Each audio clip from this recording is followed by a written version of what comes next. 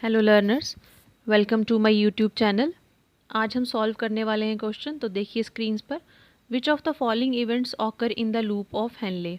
Filtration of plasma, reabsorption of glucose, acid base regulation, establishment of osmotic gradient.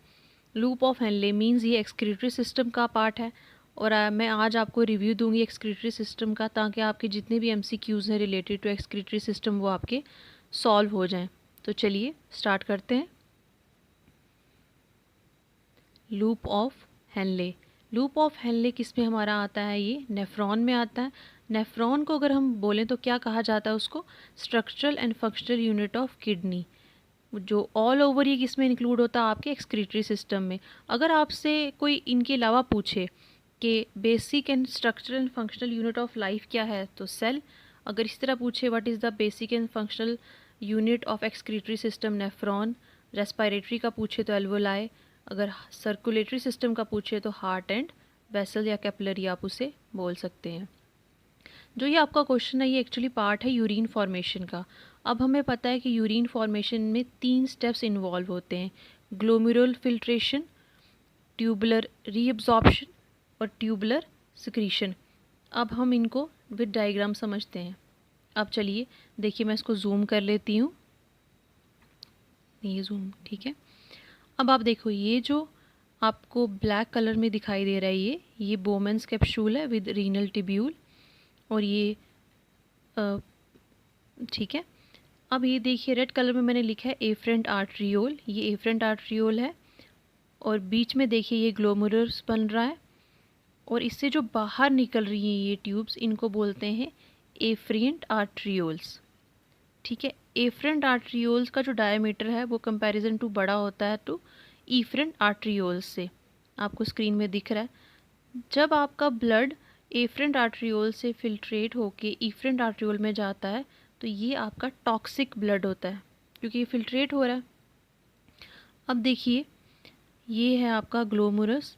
अब इसमें जब filtration होती है, मैंने पिंक कलर में दिखाया है, तो ये जो फिल्ट्रेशन होती है ये आगे आपकी रीनल ट्यूब्यूल में जाती है। ठीक है, ये है रीनल ट्यूब्यूल।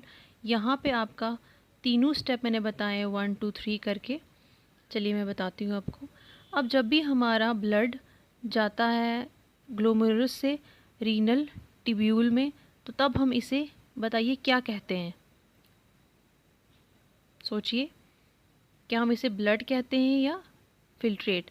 ये जो ब्लैक कलर में आपको मैंने दिखाया ये है रीनल ट्यूब्यूल, बोमेन कैप्सूल, ये जो सर्कुलर शेप में है। अब देखिए इसे कहते हैं फिल्ट्रेट फ्लो। जब हमारा फिल्ट्रेशन के लिए आ गया, अब उसे फिल्ट्रेट करेंगे हम। फिल्ट्रेट कहेंगे, ब्लड नहीं कहेंगे। तो पहला जो प्रोसेस है हमारा वो क्या है? Glomerular filtration. अब देखिए ग्लोमेरुलर फिल्ट्रेशन में आपको दिख रहा है, मैंने 1 पे लगाया।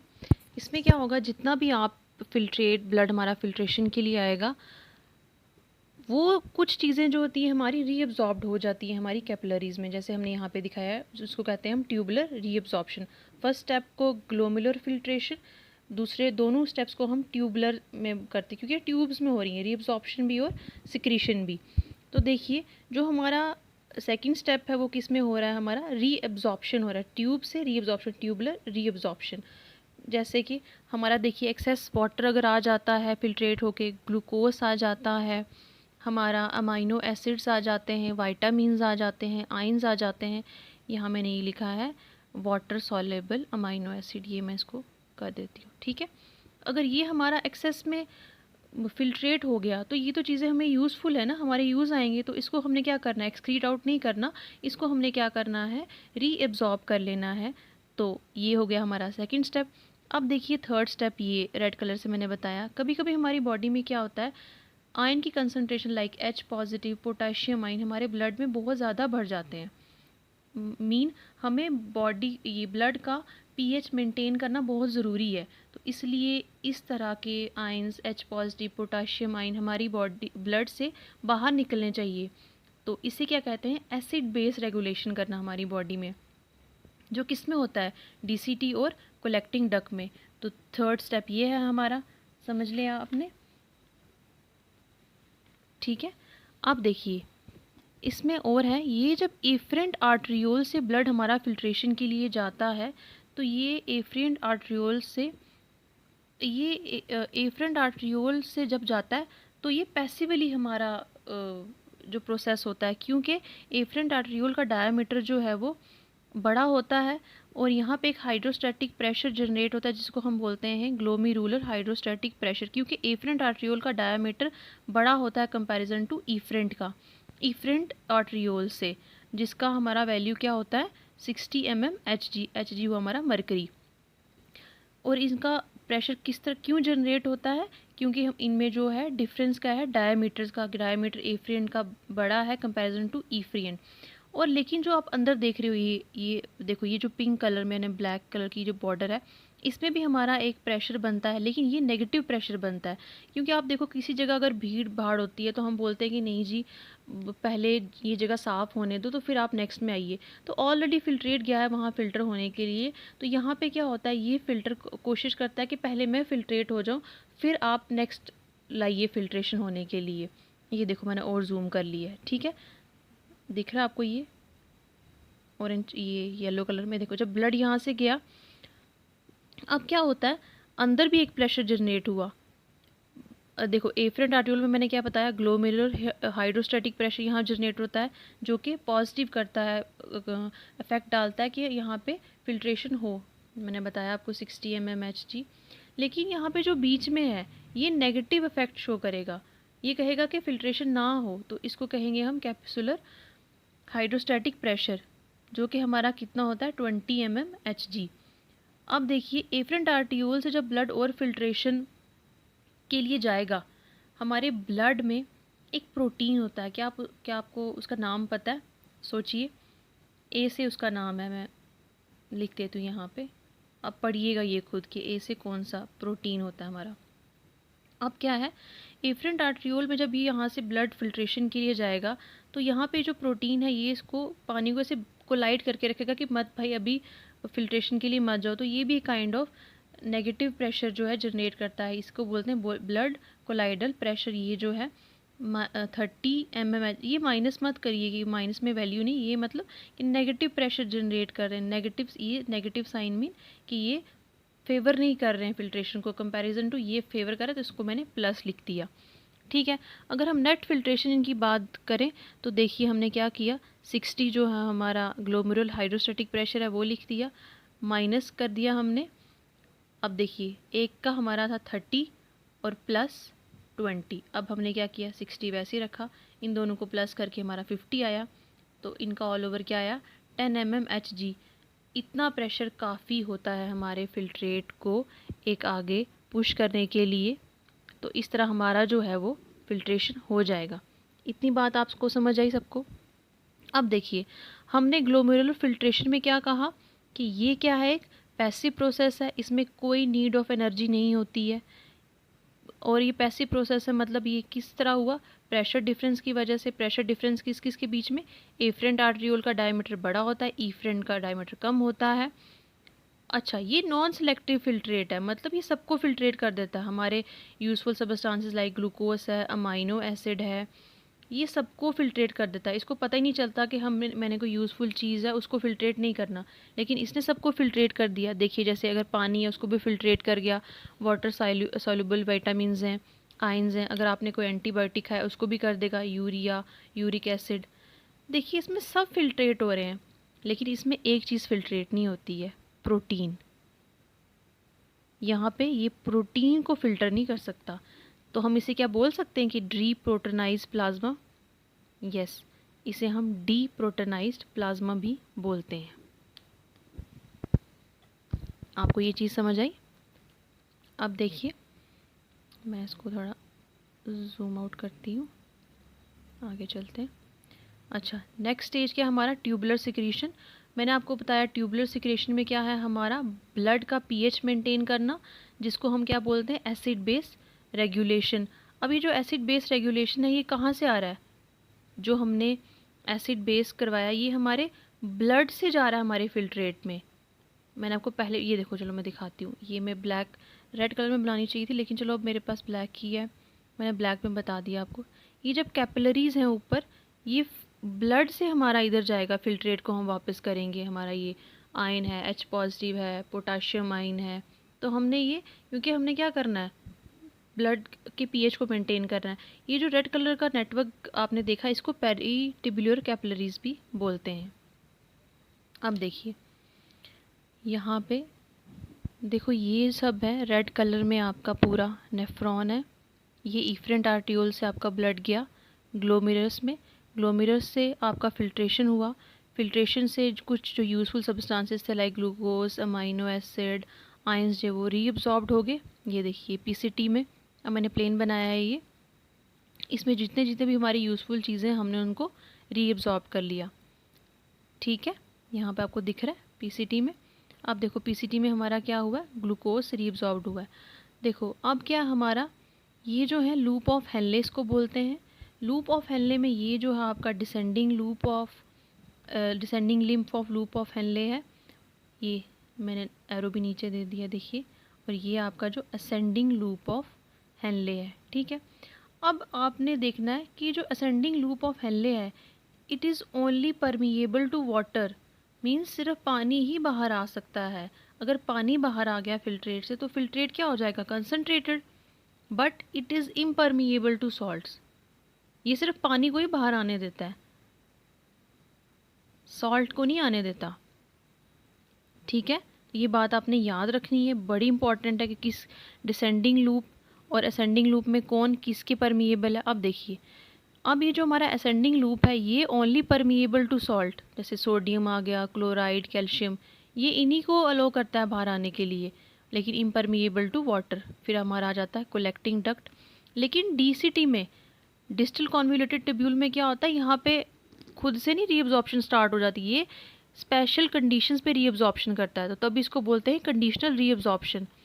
लाइक अगर हमारा ADH आता है तो ये क्या करेगा, वाटर को रीअब्जॉर्ब करेगा। एल्डोस्टेरोन आता है तो ये हमारे सोडियम को रीअब्जॉर्ब करेगा। तो ठीक है, तो DCT जो है हमारा कंडीशनल रीअब्जॉर्प्शन करता है, स्पेशल कंडीशंस पे करता है। ADH आएगा तब क्या करेगा, उसने कौन सा एक्टिविटी परफॉर्म करनी है।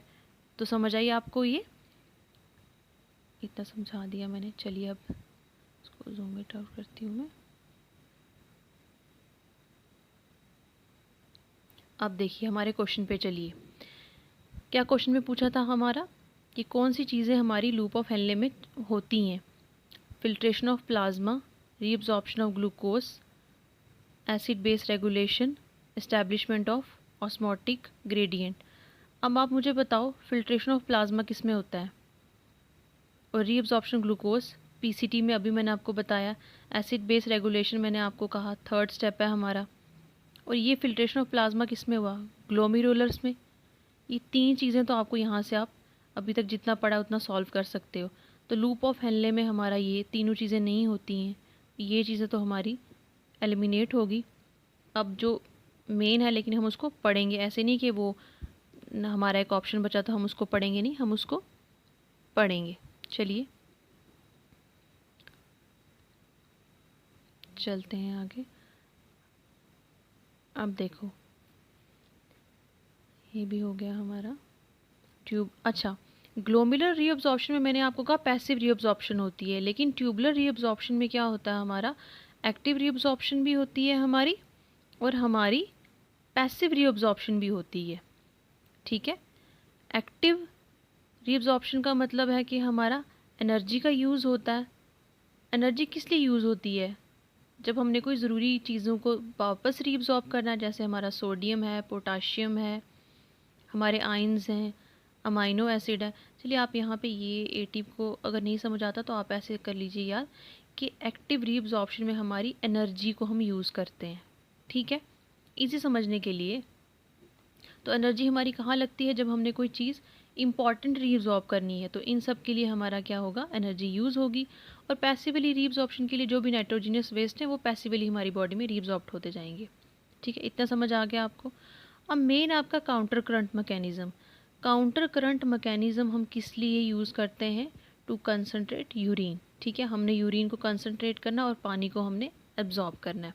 अब देखो ये पीसीटी है, लूप ऑफ हेनले है, डीसीटी है, descending lip, ascending lymph black colour में मैंने लूप ऑफ हेनले का लिख दिया है। ये हमारा बोमेंस कैप्सूल है, ठीक है, ये इस तरह आएगा, ठीक है।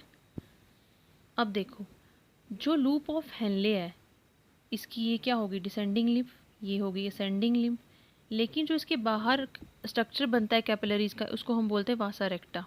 वासा रेक्टा की डायरेक्शन अपोजिट होती है।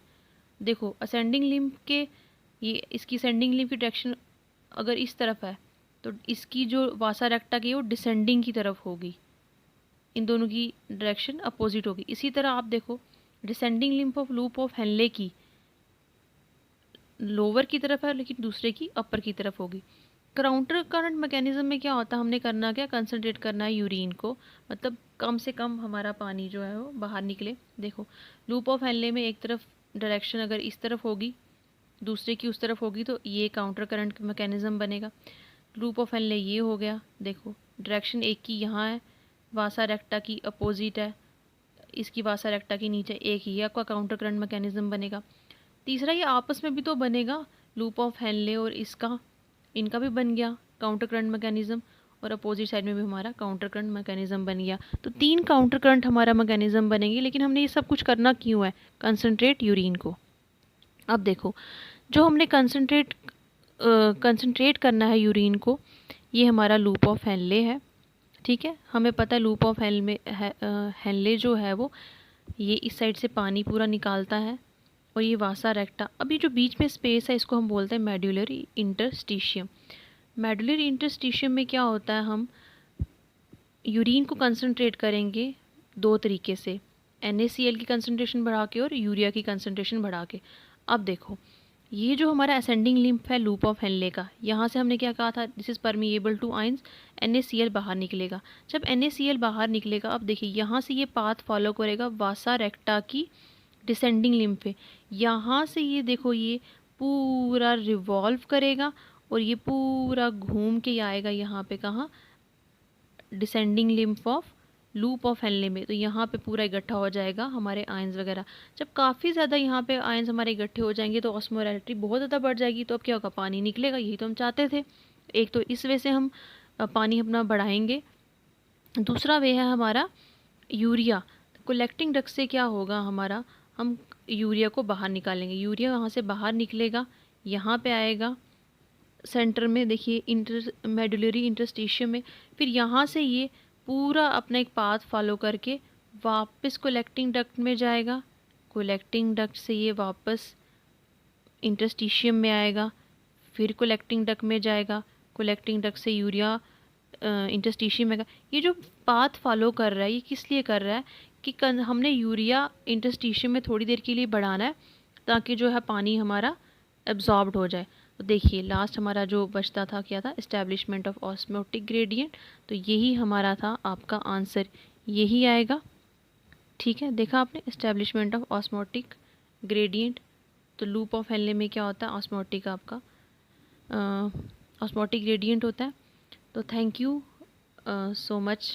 अगर आपको मेरा चैनल अच्छा लगता है, मेरी एक्सप्लेनेशन अच्छी लगती है तो प्लीज़ लाइक एंड सब्सक्राइब कीजिए। Thank you so much. मैंने अपनी तरफ से कोशिश की है पूरा समझाने की, और जब मैं फिजियोलॉजी के पूरे चैप्टर स्टार्ट करूँगी तो उसमें आपको मैं एक्सक्रीटरी सिस्टम, जितने भी सिस्टम है हमारे रेस्पिरेटरी, वो सारे आपको डिटेल में कराऊंगी, तब आपको और अच्छे से समझ आएगा। अभी तो ये मैं MCQ सॉल्व करवा रही थी, तो उसके अकॉर्डिंगली जितना मेरे से हो सका तो मैंने उतना आपको समझाया। Okay, thank you.